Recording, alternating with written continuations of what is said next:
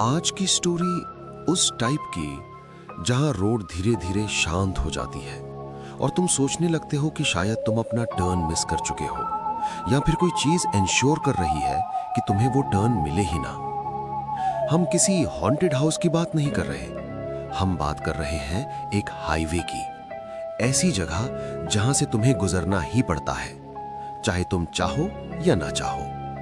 और अगर तुम्हारे रियर व्यू मिरर में कुछ दिख जाए, अगर कोई चीज तुम्हारी कार की रूफ पर लैंड करे, अगर तुम्हारे रेडियो के स्टैटिक के बीच कोई फुसफुसाने लगे, तो तुम बस ड्राइव करते रह सकते हो और दुआ करते हो कि जब तुम दूसरी साइड पहुंचो, तुम अभी भी अपनी कार में अकेला हो। आज रात हम जा रहे हैं मलेशिया के सबसे हॉन्टेड हाईवे पर, कारक हाईवे। एनकाउंटर्स में जाने से पहले हमें इस जगह को समझना पड़ेगा। कारक हाईवे या केएल कारक एक्सप्रेसवे टिटीवांगसा माउंटेन्स के जंगल को कट करता हुआ गुजरता है। लगभग 60 किलोमीटर लंबा और कुआलालंपुर से ईस्ट की तरफ जाने का मेजर रूट। दिन में बस एक normal road, busy, functional, routine लगता है, लेकिन रात में लगता है हाईवे की पर्सनालिटी चेंज हो जाती है। हवा ठंडी हो जाती है, फॉग इतनी घनी हो जाती है कि हेडलाइट्स भी आगे का रास्ता प्रॉपरली नहीं दिखा पाती। दोनों तरफ के पेड़ इतने पास लगते हैं जैसे आसमान को निगल रहे हों। लेकिन टूरिज्म बोर्ड्स तुम्हें ये नहीं बताएंगे टिटीवांगसा माउंटेन्स सिर्फ माउंटेन्स नहीं थे। ओरांग असली, जो 8000 साल से यहां रहते आए हैं, उनके लिए ये पहाड़ जिंदा थे। इनमें रूहें रहती थीं, स्पिरिट गाइड्स जो पीक्स, रिवर्स और ट्रीज में बसते थे, जो सपनों के थ्रू कम्युनिकेट करते थे, जो इंसान और जमीन के बीच बैलेंस मेंटेन करते थे। और फिर थे पेनुंगू, स्पेसिफिक जगहों के guardian spirits, caves, forests, mountains के रक्षक। वो ओरिजिनली इविल नहीं थे, लेकिन उनके रूल्स थे, और अगर तुम उनकी टेरिटरी में बिना परमिशन घुस गए तो उसका नतीजा भुगतना होता था। मलेशियन स्टोरीज के हिसाब से जब इंसानों की दुनिया और रूहों की दुनिया के बीच की वो नाजुक सी लाइन क्रॉस हो जाती है, जब तुम उनके रहने की जगह पर बिना इजाजत घुस जाते हो, तो फिर टकराव होना तय है। कुछ लोग कहते हैं कि पुराने जमाने में पहाड़ों पर कंस्ट्रक्शन शुरू करने से पहले चढ़ावा देना जरूरी होता था। कुछ का मानना है कि पहले रूहों से इजाजत मांगी जाती थी। 1970s में जब इस माउंटेन के थ्रू टनल ब्लास्ट की गई, जब 130 मिलियन साल पुराने जंगल को छेड़ा गया, क्या किसी ने तब परमिशन मांगी? कंस्ट्रक्शन वर्कर्स ने अजीब चीजें रिपोर्ट की, जैसे कि इक्विपमेंट फेलियर्स, वर्कर्स जो वापस आने से मना कर देते थे, एक्सीडेंट्स जिनका कोई एक्सप्लेनेशन नहीं था। लेकिन गवर्नमेंट को रोड चाहिए थी, प्रोग्रेस रुक नहीं सकता था। हाईवे कंप्लीट हुआ, ट्रैफिक के लिए ओपन हुआ, और एक्सीडेंट्स ऑलमोस्ट तुरंत शुरू हो गए। शुरू में एक्सप्लेनेशंस थे, sharp curves, wet roads, driver fatigue, लेकिन फ्रीक्वेंसी स्ट्रेंज थी। फिर आई 28 फरवरी 1990 की रात, वो रात जब कारक ने अपनी रेपुटेशन कमा ली। किलोमीटर 30.9 पर गेंटिंग सेम्पा टनल से सिर्फ 5 किलोमीटर दूर एक एक्सप्रेस बस डाउनहिल डिसेंड कर रही थी, पैसेंजर्स से भरी हुई। ड्राइवर ने ब्रेक दबाया, कुछ नहीं हुआ। दोबारा दबाया, फिर भी कुछ नहीं हुआ। तब ड्राइवर को लगा it's total brake failure. Downhill slope पर फुल बस के साथ बस स्पीड पकड़ती गई, 2 कार्स को टकराया, फिर हेड ऑन एक ट्रक से कोलिजन। लेकिन वो कोई नॉर्मल ट्रक नहीं था, वो FRU, federal reserve unit, police का व्हीकल था। 11 ऑफिसर्स अंदर थे। इंपैक्ट इतना वायलेंट था कि FRU ट्रक बस के नीचे क्रश हो गया। लेकिन चेन रिएक्शन यहीं नहीं रुका। एक फ्यूल टैंकर पीछे से आ रहा था, वो भी क्रैश में घुस गया। एक lorry, 2 taxis, 6 cars, total 12 vehicles. Metal crush हो रहा था, ग्लास टूट रहा था, फ्यूल बह रहा था। जब सब खत्म हुआ तो 17 लोग मर चुके थे, उनमें 11 पुलिस ऑफिसर्स थे।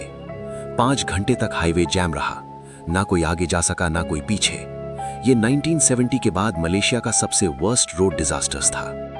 और जब ऐसी ट्रेजेडी होती है, तब स्टोरीज और लाउड हो जाती हैं। और फिर शुरू होती है येलो बीटल की कहानी। रात के बाद मिडनाइट, रोड यूजुअल से ज्यादा क्वाइट।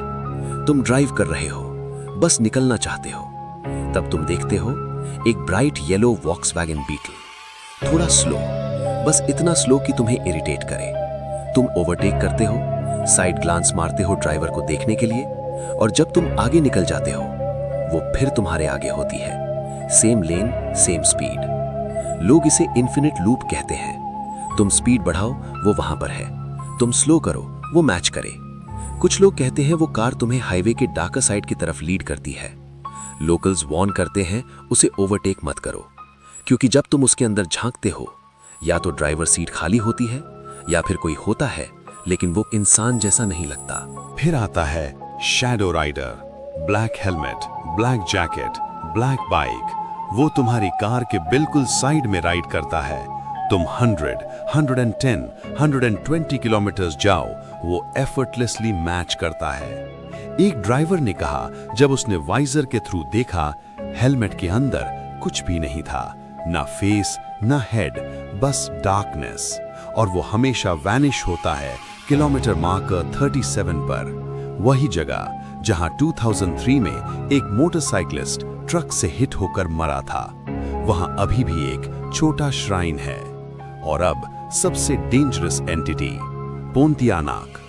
मले फोक स्टोरी में पोंतियानाक एक वेंजफुल फीमेल स्पिरिट होती है जो प्रेगनेंसी या चाइल्ड बर्थ के दौरान डेथ से पैदा होती है। Long dark hair, pale face, white dress. लेकिन वो सैड गोस्ट नहीं है, वो फ्यूरियस है। और वो तुम्हें डराने नहीं आती, वो तुम्हें मारने आती है। सबसे पहले तुम स्मेल करते हो जैस्मिन, फ्रेंजीपानी, मीठी फूलों की खुशबू। 2 बजे रात को सील्ड कार के अंदर।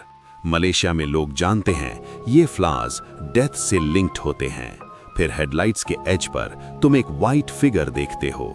तुम ब्रेक मारते हो, स्टीयरिंग जर्क करते हो, और करक के शार्प कर्व्स पर वो स्वर्व ही डेथ सेंटेंस बन जाता है। वो तुम्हें टच नहीं करती, बस तुम्हें दिख जाती है, बाकी तुम खुद कर देते हो। सबसे क्रीपी स्टोरी, एक कपल रात को ड्राइव कर रहा था, flat tyre. Husband emergency call box तक चलकर जाने का डिसाइड करता है। वाइफ कार में लॉक्ड रहती है। 1:15 AM, static radio, fog, silence. फिर रूफ पर scratching sound, growl, ripping sound. Blood windshield पर दिखता है, फूलों की स्मेल। फिर पुलिस आती है। ऑफिसर चिल्लाता है, मैम बाहर निकलिए, हमें देखिए, पीछे मत देखिए। वो उतर के चलती है, लेकिन आधे रास्ते पर वो एक झलक देख लेती है। कार की रूफ पर एक औरत क्राउच की हुई, हेयर ब्लड से चिपका हुआ, वाइट ड्रेस रेड सोक्ड, और नीचे उसका हस्बैंड की बॉडी। पोंतियानाक उस पर झुकी हुई, स्माइल करते हुए। ये देखकर वाइफ बेहोश हो जाती है। बाद में कार पर स्क्रैचेस मिलते हैं। हस्बैंड कभी वापस नहीं मिलता। एक और फेमस इंसिडेंट, 1990s में एक Malaysian radio DJ late night show host कर रहा था। एक कॉलर उसे कॉल करता है, कहता है उसका कार करक हाईवे पर क्रैश हो गया। उसके पेरेंट्स, वाइफ, बेबी सब मर गए। फिर कहता है, मैं भी मर गया। Line cut. Next morning newspaper में सेम एक्सीडेंट की न्यूज। डीजे ने वो कॉल रिकॉर्ड की होती है और वो तुरंत वो रिकॉर्डिंग सुनने जाता है। तब टेप पूरी ब्लैंक होती है। सच ये है कि करक हाईवे पर डॉक्यूमेंटेड डेंजर्स हैं, sharp curves, dense fog, fatigue, speeding. कभी कभी फियर ब्लैंक्स फिल कर देता है, लेकिन जब इतने लोग सेम चीजें डिस्क्राइब करते हैं तो सवाल उठता है, पोंतियानाक रियल है या ट्रेजेडी को शेप देने के लिए बनाई गई कहानी? और अगर तुम रात को करक हाईवे पर ड्राइव कर रहे हो और तुम्हारी कार फेल हो जाए और तुम्हें मीठी फूलों की खुशबू आए, क्या तुम बाहर निकलने की हिम्मत करोगे? अगर तुम मलेशिया से हो और तुमने करक हाईवे ड्राइव किया है, अपना एक्सपीरियंस जरूर शेयर करना कमेंट में।